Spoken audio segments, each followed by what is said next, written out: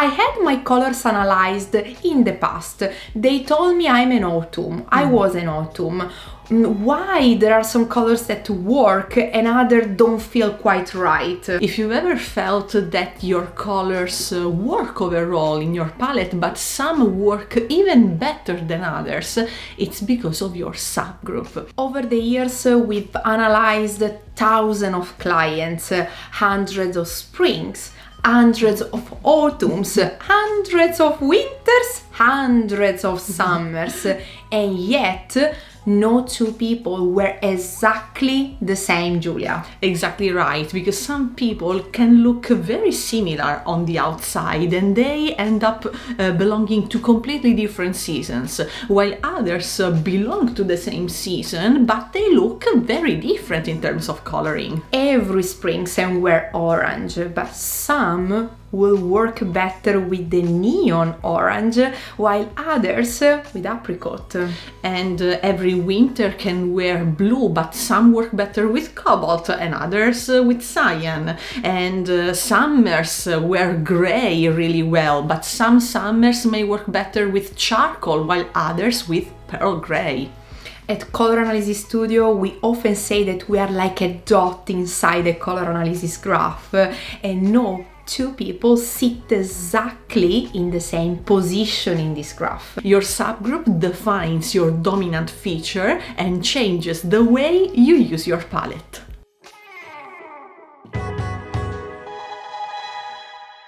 If you're new here, I'm Alessandra and this is Giulia. We run Colour Analysis Studio. In the next few minutes, we will explain what subgroups are and how they can change the way you use your palette. By the end of the video, you will learn why two people that belong to the same season wear colors differently. Modern color analysis began with the work of Johannes Itten in 1961. He was the first one to associate people's coloring to the colors of the four seasons. His theory was the foundation of the four-season system: winter, summer, autumn, and spring. So for many years, color analysis stopped up to this point. You discover your palette, you receive your season, and then that's it. You had enough information. But over the years, color analysis evolved, and one of the most influential figure was Suzanne Cahill in 1980, who was the first to see that people who belongs to the same season might express colors differently, and was the first that start talking about subgroups. Exactly. So today, modern color analysis allows us to identify more precisely where people sit within their season. The goal is to understand how people who belong to the same season can use colors differently. To understand the subgroups, we first need to understand how color analysis is structured. We classify colors according to three characteristics: undertone, intensity, and value. Undertone and intensity are the foundation of color analysis.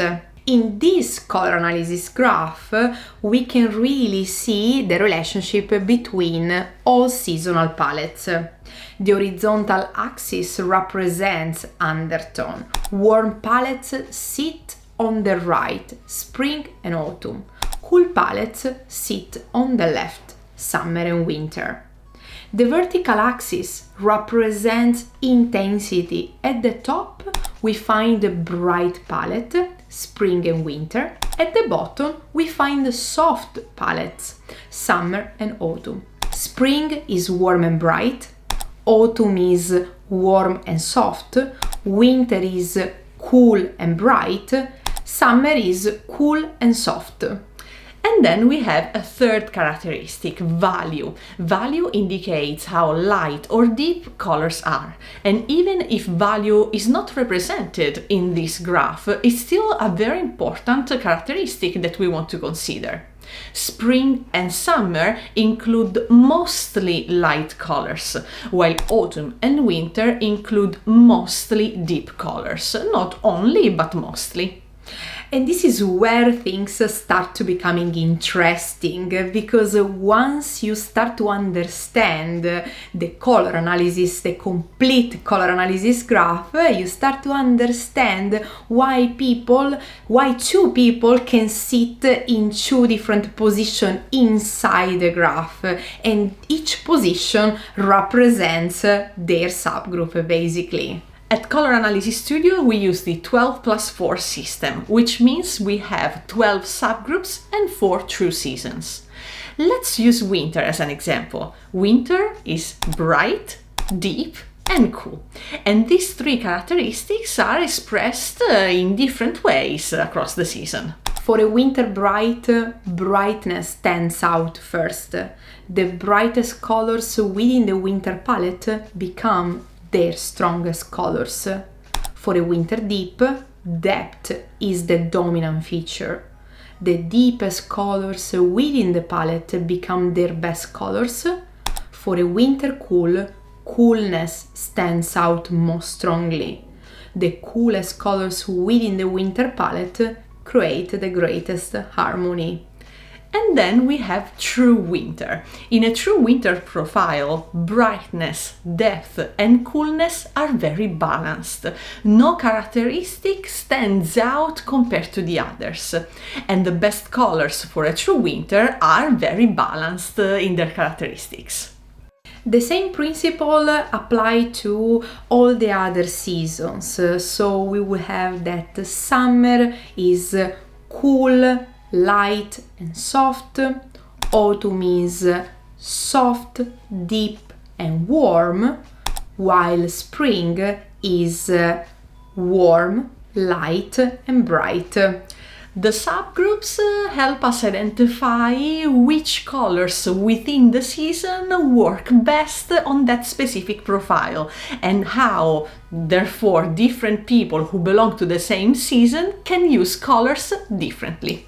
So why does this actually matter when you get dressed in the morning?